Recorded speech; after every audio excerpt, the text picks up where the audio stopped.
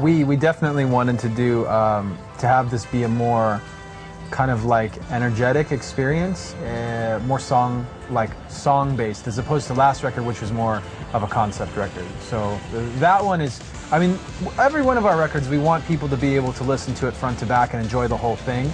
A Thousand Suns told more of like one story from front to back, whereas this one, each song is its own individual thing. We wouldn't have been able to do this record if not for all of the other ones. It's kind of built on top of the experiences of all of the records that we've done in the past.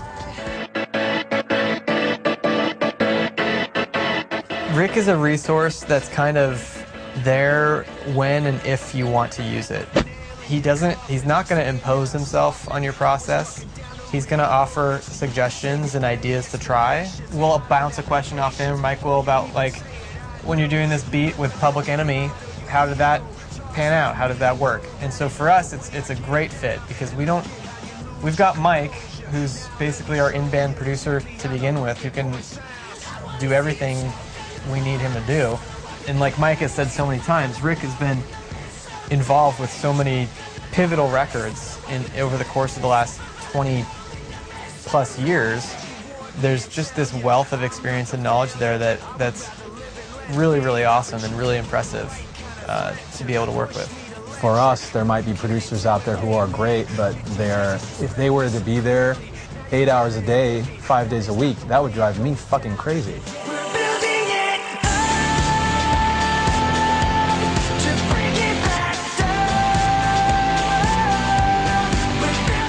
I remember talking about that with Brad, like the punk rock songs that we used to listen to in high school.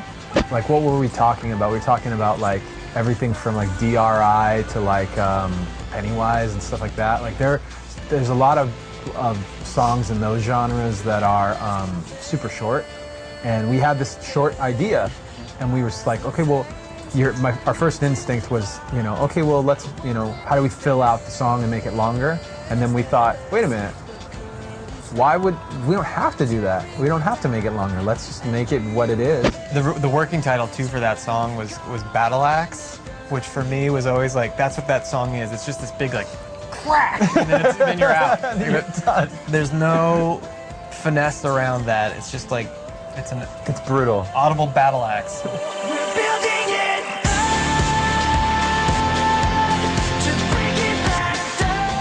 The last vocalist on that is actually Brad, our guitar player. Yeah, and it's funny because I think if you know that, it gives you a little bit of a glimpse in the process of how we even write.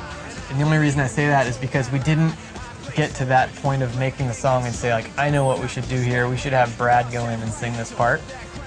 Instead, it was actually something that Brad had been working on at home. He brought it in as a melody idea. Like 4 months before. Yeah.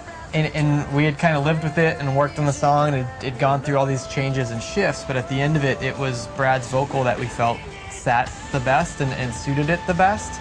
And so that's what kind of stayed on the record. And all that just to say that our process isn't us sitting down, me on the bass, Brad on guitar, and we're gonna like write a record. It's a lot more free moving than that, and there's a lot more kind of like flying variables going around, to the extent that even Brad singing can actually make the record. We don't want to put Phoenix on a lead vocal because then that's all anybody will want anymore. Right. He'll make us all look terrible. So he's just he's our Aretha Franklin. I'm like the crack cocaine of vocalists. Like, you get addicted really quickly and it's dangerous.